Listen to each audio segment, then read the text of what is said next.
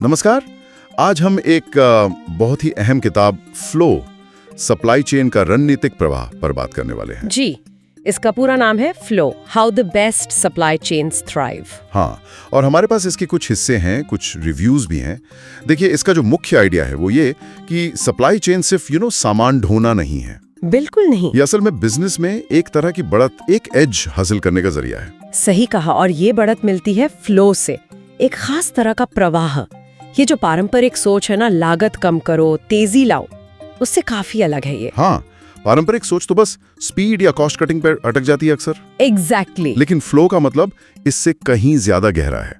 इसमें देखिए, लचीलापन है, फ्लेक्सिबिलिटी जिसे कहते हैं, फिर डेटा का स्मार्ट इस्तेमाल, मजबूत कारोबारी रिश्ते और सस्टेनेबिलिटी यानी स्थिरता भी, इन सब का एक बैलेंस बनाना पड़ता है। अच्छा, तो ये सिर्फ तेजी नहीं है, बात है सही समय पर सही चीज का सही जगह होना, और वो भी लगातार, चाहे बाहर माहौल कितना भी बदल रहा हो। ये तो बड़ा दिलचस्प नजरिया है।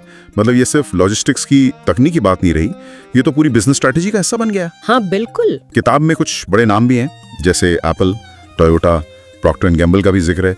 एप्पल के बारे में क्या खास है? सुना है उनका कंट्रोलर फ्लो कमाल का है। हाँ, एप्पल का उदाहरण बेहतरीन है। देखिए, उनका अपनी सप्लाई चेन पर जो नियंत्रण है, वो लगभग रियल टाइम में हर प्रोडक्ट को ट्रैक कर सकते हैं। हर प्रोडक्ट को? लेकिन ये सिर्फ ट्रैकिंग से ज्यादा कैसे हुआ? मतलब जानना कि फोन कहाँ है, उससे क्या? अच्छा सवाल है। ये सिर्फ ये जानना नहीं है कि आईफोन कहाँ है। मुद्दा ये है कि उस जानकारी का इस्तेमाल करके पूरी चेन को वो कैसे लचीला बनाते हैं। अच्छा। मान लीजिए कहीं डिमांड एकदम बढ़ गई या सप्लाई में कहीं कोई रुकावट आ गई, तो उनका जो सिस्टम है इसी फ्लो के कारण बहुत तेजी से रिस्पॉन्ड कर सकता है। वो प्रोडक्शन बदल सकते हैं, शिपिंग का रास्ता बदल सकते हैं। ये जो डेटा पर आधारित लचीलापन है ना, यही फ्लो का एक बहुत महत्वपूर्ण पहलू है। समझ गया। तो डेटा सिर्फ जानकारी नहीं, बल्कि एक्शन लेने की, अडैप्ट करने की ताकत देता है। अच्छा, और टोयोटा, उनका जस्ट इन टाइम या JIT मॉडल तो बहुत मशहूर है, पुराना भी है। हाँ, JIT तो क्लासिक है। किताब कहती है कि उन्होंने इसे डिजिटल फ्लो से जोड़ा है। अब ये क्या चीज है? देखिए, JIT का जो मूल लक्ष्य था वो था इन्वेंट्री कम से कम रखना, है ना? हाँ, ताकि लागत कम हो। बिल्कुल। लेकिन आज के जमाने में सिर्फ कम इन्वेंट्री रखना काफी नहीं है।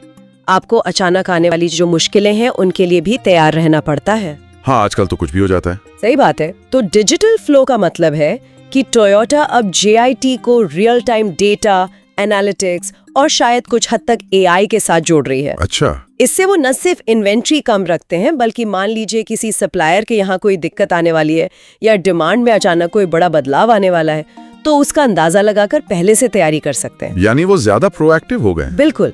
ये JIT को ज्यादा मजबूत और फ्लेक्सिबल बनाता है। और हाँ, प्रॉक्टर एंड गैम्बल ने भी कुछ ऐसा किया है। उन्होंने रिटेलर्स के साथ डेटा शेयर करके पूरी चेन में पारदर्शिता लाकर अपनी मार्केट में पकड़ मजबूत की है। ये तो वाकई सप्लाई चेन को एकदम नए तरीके से देखना हुआ। मतलब सिर्फ खर्चा बचाने वाली मशीन नहीं, बल्कि मार्केट जीतने वाला एक हथियार। हाँ, एक रणनीतिक हथियार। तो फिर ये किताब किन लोगों के लिए खास तौर पर फायदेमंद है? जाहिर है, जो लोग सप्लाई चेन, मैन्युफैक्चरिंग, लॉजिस्टिक्स में काम करते हैं या पढ़ रहे हैं, उनके लिए तो होगी। हाँ, उनके लिए तो ये बहुत ही उपयोगी है, इसमें कोई शक नहीं।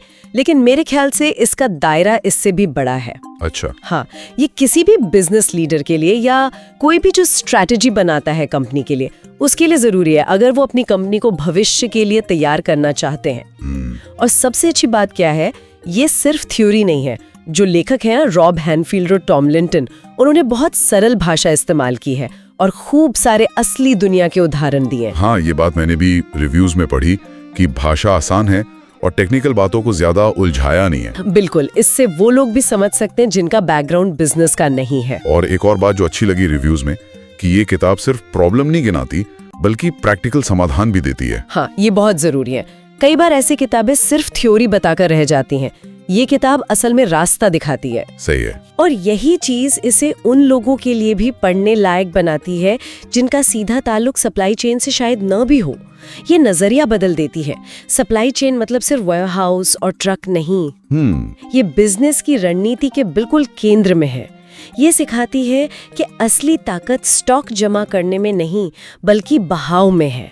फ्लो में है। तो अगर हम आज की बातचीत का सार निकालें तो मुख्य संदेश क्या हुआ? यही कि आज का जो अनिश्चित सा माहौल है उसमें बिजनेस की कामयाबी सिर्फ रफ्तार या बड़े बड़े गोदामों पर निर्भर नहीं करती। बिल्कुल नहीं, कामयाबी निर्भर करती है सप्लाई चेन में वो फ्लो बनाने पर। मतलब लचीलापन, डेटा का सही इस्तेमाल, मजबूत रिश्ते और स्थिरता, इन सब के बीच एक सही संतुलन साधना।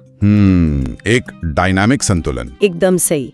ये किताब हमें भविष्य की सप्लाई चेन की एक झलक देती है। कैसी होनी चाहिए वो? ज्यादा पारदर्शी, ज्यादा लचीली और पूरी तरह डेटा पर आधारित। ऐसी सप्लाई चेन जो किसी भी मुश्किल का सामना कर सके। हाँ, और अवसरों का फायदा उठा सकें। ये वेयरहाउस वाली सोच से हटकर फ्लो वाली सोच की तरफ एक जरूरी कदम है। चलिए जाते जाते एक सवाल छोड़ जाते हैं सोचने के लिए।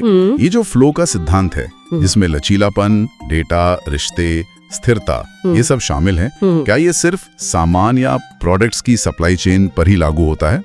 अच्छा सवाल है। या फिर इसे हम जैसे सूचना का प्रवाह है या सर्विसेज की डिलीवरी है, यहाँ तक कि अपनी निजी जिंदगी में भी अपनी योजनाओं को बेहतर बनाने के लिए क्या वहाँ भी इसे इस्तेमाल किया जा सकता है? सोचिएगा जरूर इस पर।